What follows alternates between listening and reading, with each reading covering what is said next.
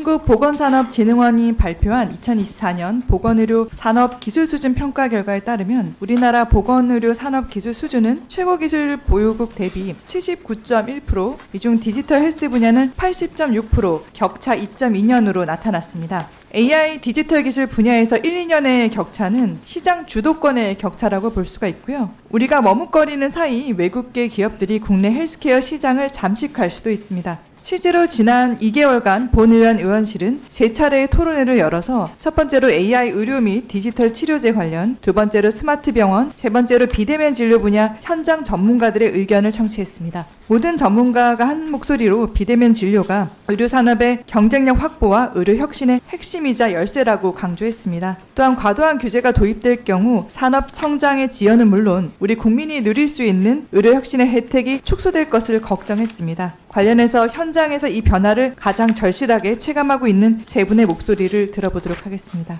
김미영 참고인부터 먼저 간단히 본인 소개와 함께 비대면 진료가 환자분들의 삶에 어떠한 변화를 가져왔는지 구체적으로 설명 부탁드립니다. 네, 안녕하세요. 저는 일형당뇨를 가진 아이를 키우는 엄마이자 한국일형당뇨병 환우회 대표이기도 합니다. 저희 아이는 3살 때 진단을 받아서 현재 고등학교 1학년으로 14년차 일형당뇨를 가지고 있고요. 일형당뇨라는 질환이 중증 난치 질환이기는 하지만 여러 가지 처방, 단순 처방이나 반복 처방이 많기 때문에 누구보다 비대면 진료를 잘 활용하고 있는 그런 질환의 환자단체 대표라고 봐주시면 될 것 같습니다. 네, 그럼 이렇게 인슐린이나 소모품이 급하게 떨어졌을 때 여행 중에도 플랫폼 같은 걸 이용하면 정말 바로 처방을 받을 수 있게 될 것 같은데 어떠세요? 지금 현재 저희가 비대면 진료를 통해서 그렇게 처방을 받고 있는데요. 실제 일형당뇨를 가지고 일상생활도 하고 직장생활도 하고 의원님 말씀하신 것처럼 출장도 가게 되는데 이걸 항상 소지하고 가더라도 가서 변질이 된다거나 또 가지고 가지 못한 경우가 있을 때 그 비대면으로 처방을 받게 돼서 일상을 누리거나 아니면 또 의료 접근성이 과거에 굉장히 제한이 됐었는데 이 비대면 진료를 통해서 지역이나 이런 것들을 좀 경계를 허물고 일상에서 자기 역할을 할 수 있게 되었습니다. 초진 제한 등 규제가 필요하다는 의견도 있는데 실제 환자 입장에서는 어떻게 보십니까?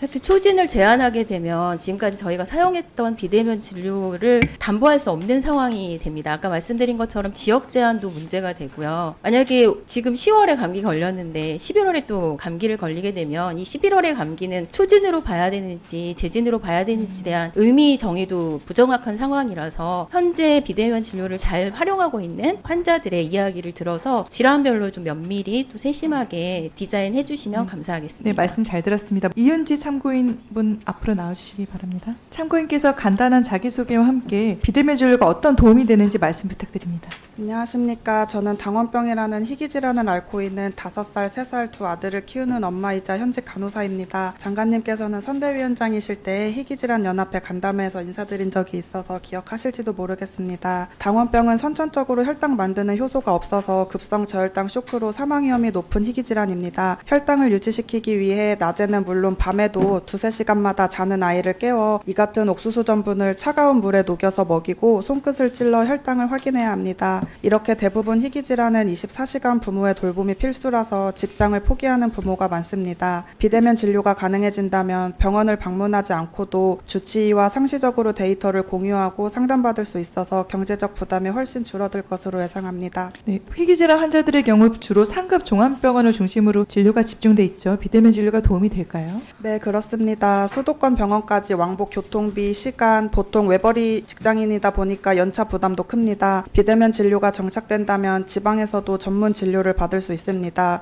비대면 진료는 단순한 편의성을 넘어서 희귀질환 환자들의 생명을 지켜주는 수단이라고 생각합니다. 네, 말씀 감사합니다. 또 혹시 더 하시고 싶으신 말씀 있으신가요? 짧게 한마디만 더 드리겠습니다. 이렇게 고가의 연속 혈당기가 다른 혈당 질환인 경우에는 건강보험 지원을 받고 있는데요. 이렇게 좋은 제도를 당원병 환자에게도 확대해 주신다면 연속적인 데이터 확보는 물론 비대면 진료의 활용도와 참여율 또한 높일 수 있어서 환자와 의료진 모두에게 효과적일 것으로 생각합니다. 사각지대에 있는 희귀질환 가정을 절박한 이 마음을 깊이 있게 봐주시기를 요청드립니다. 감사합니다. 네, 다음번 참고인 최용 참고인 나와주시기 부탁드리겠습니다. 간단한 본인 소개와 함께 병원 찾을 때 어떤 어려움 겪고 계신지 말씀 부탁드립니다. 안녕하십니까. 저는 대한노인의 스마트 경로당 정책위원장을 맡고 있는 최훈입니다. 지금 의원님 말씀대로 저희 어르신들의 가장 큰 어려움은 이동입니다. 수도권과 도시를 제외하면 지하철도 물론 없고 버스가 몇 번씩 다니지 않아서 정기적으로 약을 타러 가는 일이 하루 일과입니다. 돌봄의 확장이라고 볼 수 있는데 비대면 진료가 고령화 시대에 어떤 부분이 필요한지 또 새로운 기술을 겪고 있는데 어떤 경로당은 현재 전국에 7만여 개가 있고요. 75세 이상의 노인들의 경우에는 새로운 정부 통계에서 나오듯이 디지털 정보 수준이 일반 국민들에 대해서 가장 낮습니다. 노인들의 입장에서 보면 비대면 진료를 통해서 서비스를 설계하고 요양보호사나 돌봄 인력이 좀 도와준다면은 충분히 활용 가능합니다. 네, 사실 비대면 진료는 의료 사각지대에 있는 노인들, 또 이동에 어려움이 있는 노인들이 건강한 노후를 생활하기 위한 꼭 필요한 서비스라고 다시 한번 강조드리고 싶습니다. 이상입니다. 원격 의료는 이미 태어난 아이라고 생각이 됩니다. 이제는 어떻게